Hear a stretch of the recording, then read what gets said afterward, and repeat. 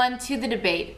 Tonight we have 4 PhD students who are here to show you why they are qualified to become a PhD candidate. First, we have Courtney Mazer, an active member of the BEAST Retreat Committee and a valued peer mentor. Next, we have Ben Adler, who was first known to this program when he questioned the validity of the Statement of Legal Residence of one of the BEAST co-presidents. Next, we have John Muncie, who is instrumental on the Visit Weekend Committee at recruiting new generations of scientists to this program. Finally, we have Dave Montero, Master of Science, who works with one of the most vulnerable researcher populations, undergraduates. Tonight, we'll be addressing topics for 3 specific aims. First, identify the need for your research. The second, demonstrate your mastery of the field. And third, elucidate the broader impacts of your work.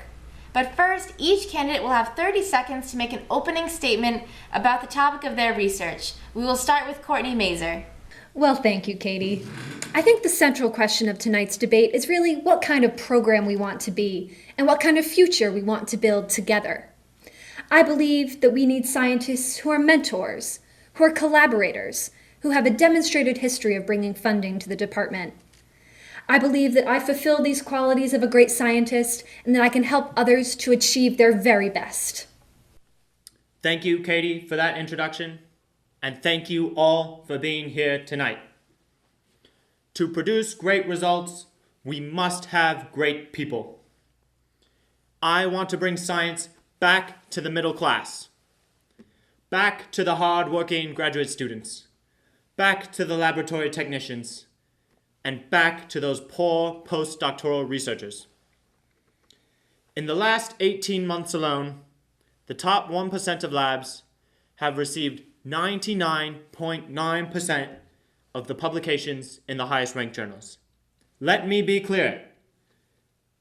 There has never been such inequality in the H-index in this country. I want to give PhD students a future we can believe in. Thank you, Katie. To be a great program, we need great people. We're going to recruit the best people, the most talented people.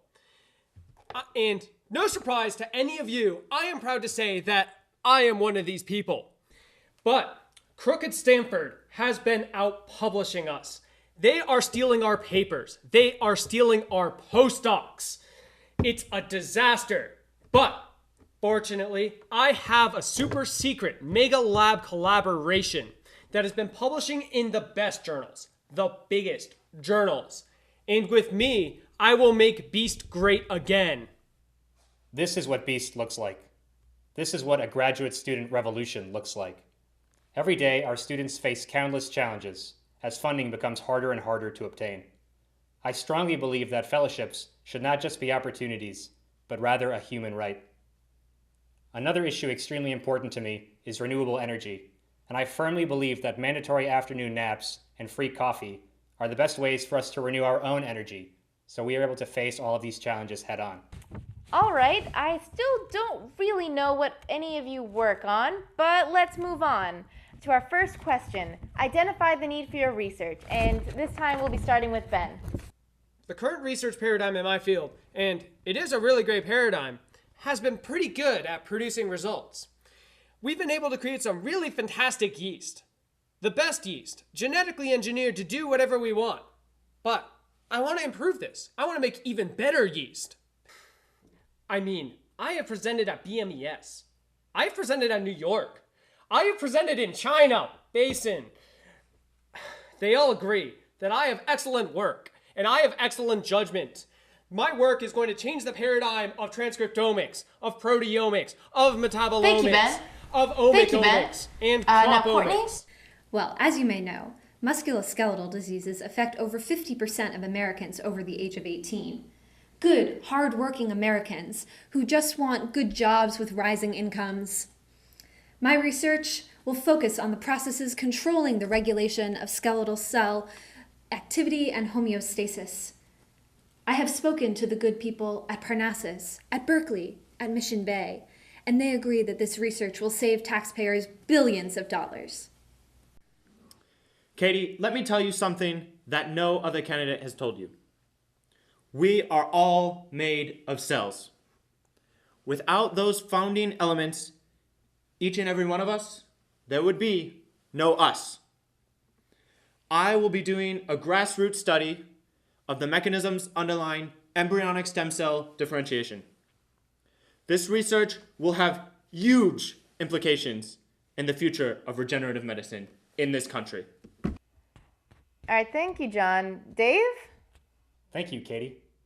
Every day, countless lives are lost by the mice that teach us so much about ourselves, and every day we take their sacrifices for granted. Well, enough is enough. We must stop taking advantage of the little guys. I've put forth a plan to replace crude, outdated animal models with advanced cell culture experiments in the shapes of different animals. In addition, we need to move away from screens because they just aren't safe.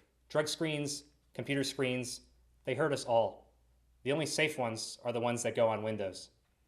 Thank you for all of those thoughtful answers. I guess we should just move on to our next topic to demonstrate the mastery of the field. This time, we'll start with Courtney. Now, I've been doing research for quite a few years now, definitely more than Ben, and I've had quite a few accomplishments. I've earned a fellowship to bring funding to our program. I've negotiated deals for splitting up work in group projects. I presented my work across the country in front of experts. My name is on numerous publications. I've invested hours in the literature of my field, and I will tell you, that takes stamina and perseverance, and I just don't think Ben knows anything about that. Let me tell you, these are beautiful hands. These are the best hands. These are the best pipetting hands. And let me tell you that the size of my hands has no bearing on my ability to do science. I mean, look at these. I have the biggest hands. I have the best hands. I am awesome at science.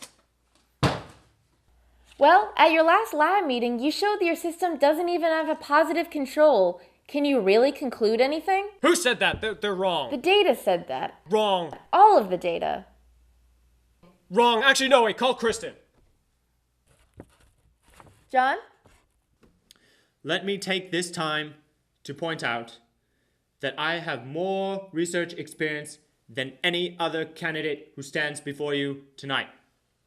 I have a huge record showing my dedication to the sciences. And unlike Courtney, I am productive when I am in lab. She spends all her time on the computer. All the time she's on her emails.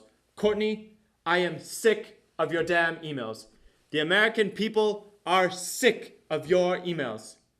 Who cares that Roberto has hit reply all on the Beast listserv again? It happens every week. We must move on from this. All right, next the question will go to Dave. Wait, Dave? Where did he go? Did he step out for a minute? Dave? Let's take a break for now.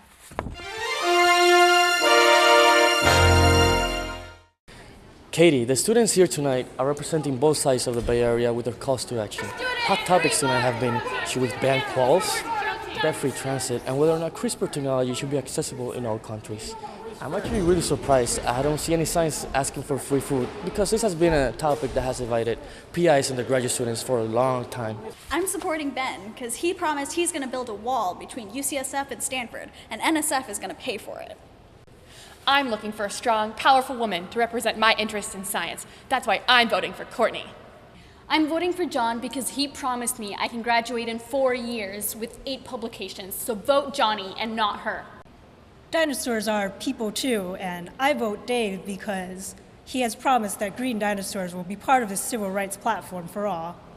GFP, best FP, GFP, best FP, GFP, best FP, GFP, best FP. Actually, I guess we found Dave. He looks pretty happy to be out here.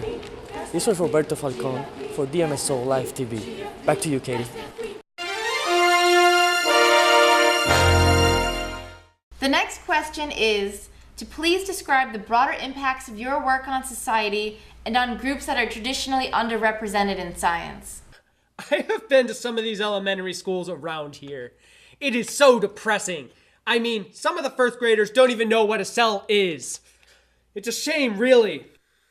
Well, actually, Mr. Adler, community resources in science has shown a huge spike in their volunteer efforts recently. And thanks to their hard work, there has never before been as great an interest in the sciences and young people in the city of Oakland. A shame, really. And to that point, I will push that grassroots movement forward. I will bring it to this city, to San Francisco, and I will take it to Berkeley as well. We must get young people interested in the sciences.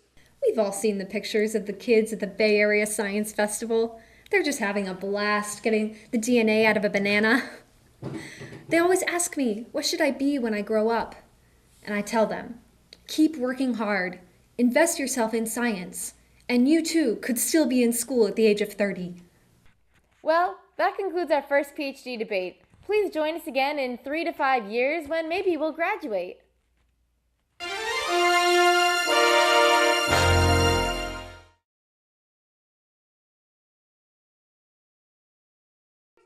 Ask not what your advisor can do for you.